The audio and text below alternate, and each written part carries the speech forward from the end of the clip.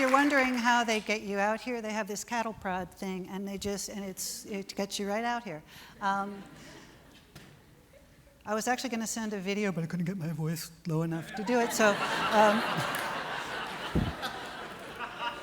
the title of my presentation today is The Aerodynamic Properties of Pigs. This is the first of a number of helpful slides I've brought along, following the principle first stated by Dr. Edna Snood here at Yale in 1953.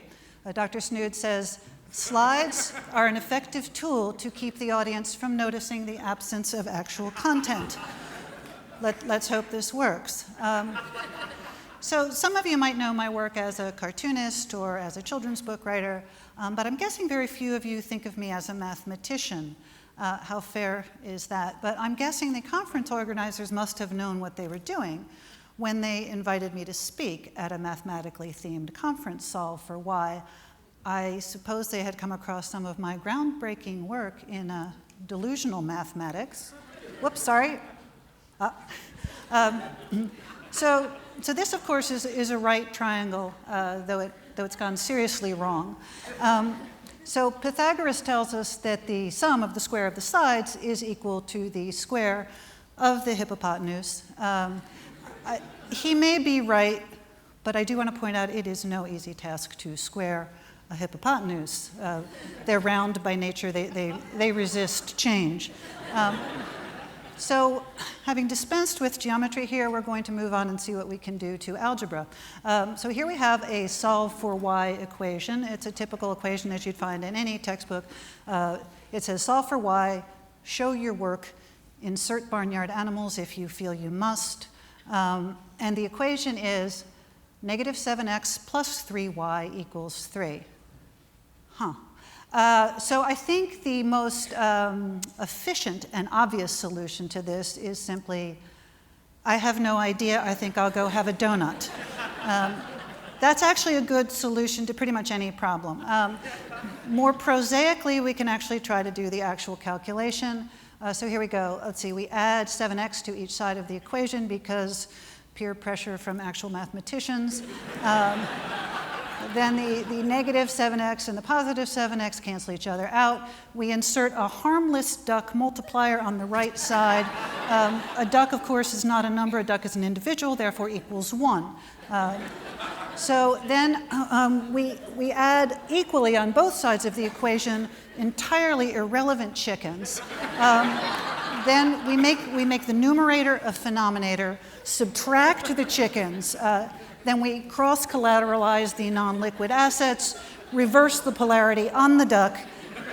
Are you keeping up? Are you keeping up here? And we come up with our answer, y equals upside-down duck plus 7/3 x. Now let's take a more close look at our answer here.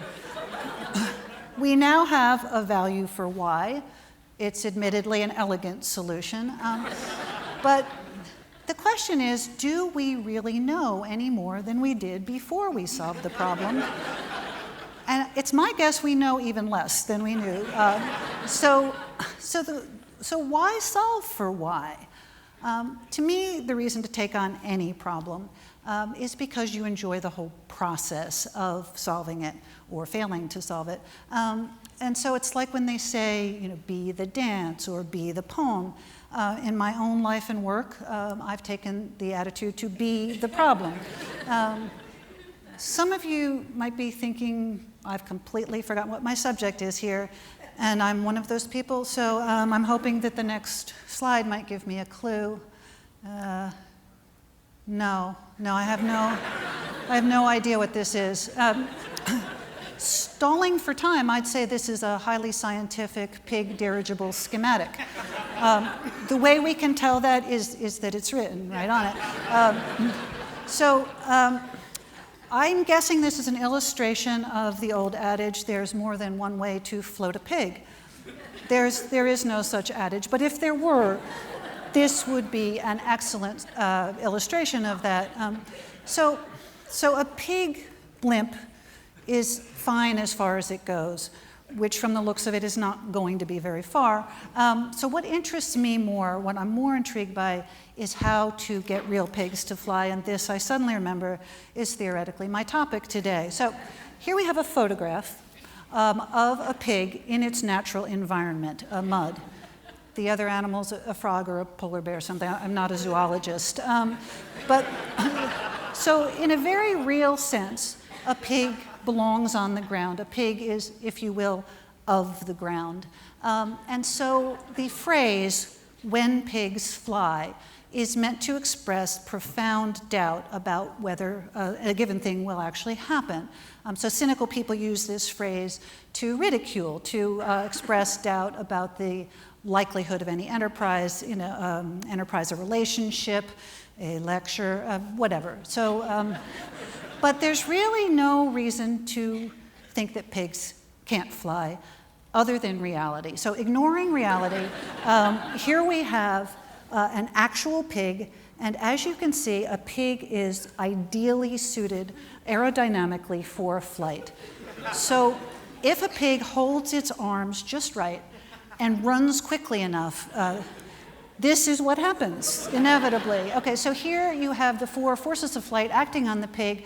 We have thrust, moving forward, lift, pulling upward, drag, pulling backwards, and weight being an ongoing issue. So why is it that in our everyday lives we don't see more airborne swine? It seems inevitable when you look at this very persuasive diagram. One of the reasons might be that we just don't get outside much these days. I mean, think what we do with our Saturday afternoons. But I think the real reason might be the limitation on pig aviation might really be the attitude of the pigs themselves. Pigs tend to be contented, being where they are, doing what they do, sort of getting around in the usual ways. So to summarize for those of you not keeping up, 1, math is too hard. 2, pigs could fly, but they generally prefer to drive. And 3, some cartoonists seem incapable of sustained logical thought. So at this juncture, I want to tell you a very personal story about what I've been working on. And the reason I feel compelled to share personal information with a theater full of complete strangers is that I read this thing online about how to give an effective lecture, and it stressed the importance of personal anecdote, preferably containing defeat, heartache, doubt, and then some glorious resolution due to gumption and perseverance and heart. So here's my story. I have spent, this is actually a true story, but you're not going to know that because I'm changing tone here completely. Oh, well. I have spent the last year working on a country music album, and it has involved a lot of heartache. It had to, by federal law. Any country music album must consist of at least 70% heartache. Actually, let me play you a small bit of the obligatory Heartache Song on the album, imaginatively titled Heartache Song.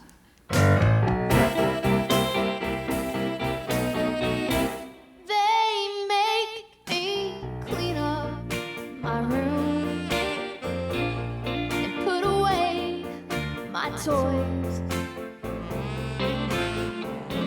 When company comes,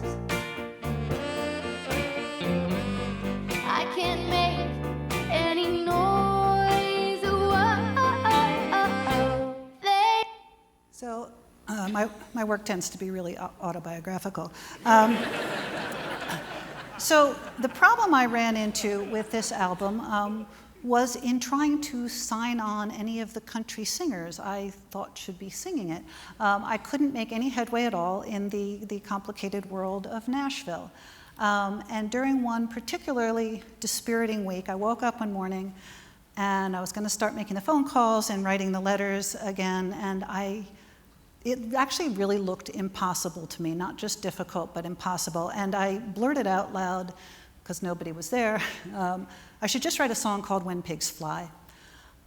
And then I thought, I should just write a song called When Pigs Fly. So I wrote the song. It came rather easily. And I posted on Twitter a message that said, "Discouraged, look out your window." And I linked it to this sketch. And to my amazement, I got an absolute deluge of response, including a London-based Mozilla evangelist named Christian Heilman posted this random pig generator to go out into cyberspace and spread encouragement far and wide. And we're just going to watch this for 30 minutes here. It'll get you into a very sort of Zen mind state. So I sent the song to the person I most wanted to sing it. The amazing alt-country rock brilliant person, Ryan Adams. And I knew it was a long shot. And I want to play you the first verse of this Against All Odds recording.